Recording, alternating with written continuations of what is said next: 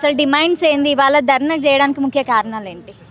ప్రధానంగా రేవంత్ రెడ్డి గారు అధికారంలోకి వచ్చినప్పుడు మహాలక్ష్మి స్కీమ్ ప్రవేశపెట్టారు.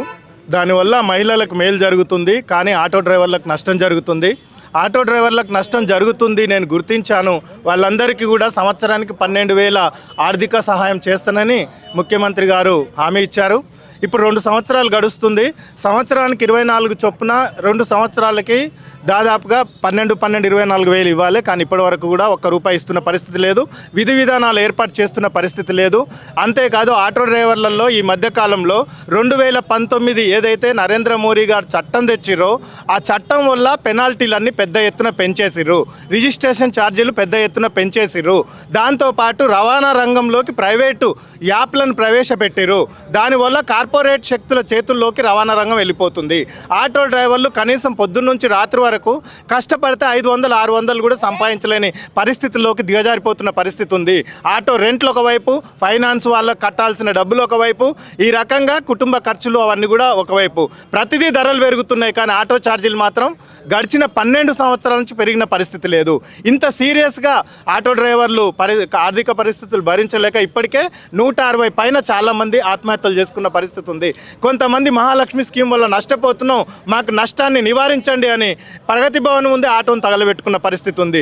కానీ ఎన్ని చెప్పినా కూడా ప్రభుత్వం మాత్రం మన యొక్క మాటలు వినట్లేదు. కాబట్టి తప్పని పరిస్థితులలో ఈ యొక్క కార్యక్రమం తీసుకోవాల్సి వచ్చింది. ఇప్పటికైనా సరే ప్రభుత్వాన్ని మేము డిమాండ్ చేస్తున్నది ఒకటి, ఎక్కడైతే ఆటో డ్రైవర్లు ఆర్థికంగా ఇబ్బందులు పడుతున్నారో వాళ్ళందరికీ ఆర్థికంగా ఆదుకుంటానని హామీ ఇచ్చిర్రు. గొంతెమ్మ కోరిక కాదు, మా కొత్త డిమాండ్ కాదు, ఇది ఆ గవర్నమెంట్ ఇచ్చిన హామీనే నిలబెట్టాలి అని చెప్పేసి మేము డిమాండ్ చేస్తున్నాం. దాంతోపాటు చాలామంది ఆటో డ్రైవర్లకి హైదరాబాద్ నగరంలో ఉండటానికి సొంత ఇండ్లు లేవు. అద్దెలు చాలా వేలల్లో ఉంటున్నాయి. అద్దెలు కట్టలేక కుటుంబాలు రోడ్డు పాలవుతున్నాయి. అద్దెలు కూడా ఒక పెద్ద భారంగా మారినాయి. కాబట్టి అద్దెల బదులు గవర్నమెంట్ ఇప్పటికే డబుల్ బెడ్రూమ్ ఇల్లు ఇచ్చింది. ఇప్పుడు ఇందిరమ్మ ఇళ్ళని కొత్త స్కీమ్ ప్రవేశపెట్టింది. నరేంద్ర మోడీ గారు కూడా చాలా వరకు ప్రధానమంత్రి ఆవాస్ యోజన అని చెప్పేసి ఇండ్లు కడతాం, 5 లక్షలు కడతాం, నగరాలలో ఇండ్లు పెద్ద ఎత్తున కడుతున్నాం అని చెప్పి ఇప్పటిదాకా కూడా ఆటో డ్రైవర్లకు ప్రత్యేకంగా అట్లాంటివి ఏం వచ్చినటువంటి పరిస్థితి లేదు. కాబట్టి ఆటో డ్రైవర్లు ఎదుర్కొంటున్న సమస్యలను ప్రత్యేక దృష్టితోటి పరిశీలించాలి. ఇవన్నీ న్యాయమైన కోరికలు, ఈ కోరికలను తీర్చాలని చెప్పేసి ఆటో డ్రైవర్ల పక్షాన CITU ఈరోజు రాష్ట్ర వ్యాప్తంగా ఉన్నటువంటి కార్మికులకు ఒక సందేశాన్ని ఇస్తూ హైదరాబాద్ నగరంలో పెద్ద ఎత్తున కదులుతుంది.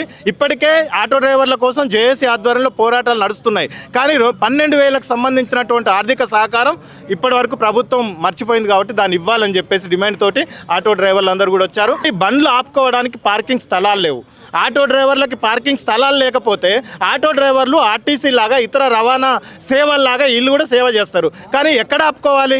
ఎక్కడైనా ఒక ప్యాసింజర్ని దింపడానికి బండి ఆపితే ఫోటో చాలాను తీస్తూ వేలల్లో ఫోటో చాలాన్లు వస్తున్నాయి. ఇవన్నీ కూడా ఆటో డ్రైవర్లను బతకలియ లేకుండా మార్చుతున్నాయి. కాబట్టి ఆఖరికి తెగింపుతోటి ఈరోజు ఆటో డ్రైవర్లు అందరూ వచ్చారు. ఇది ప్రారంభం మాత్రమే. ప్రభుత్వం దీని మీద ఎట్లాంటి చర్యలు తీసుకుంటో చూసి రాబోయే రోజుల్లో ఇంకా పెద్ద ఎత్తున కూడా పోరాటానికి డ్రైవర్లు కదులుతారు. ఇది సింబాలిక్ మాత్రమే అనేది నేను ప్రభుత్వం దృష్టికి తేదలుచుకున్నాను.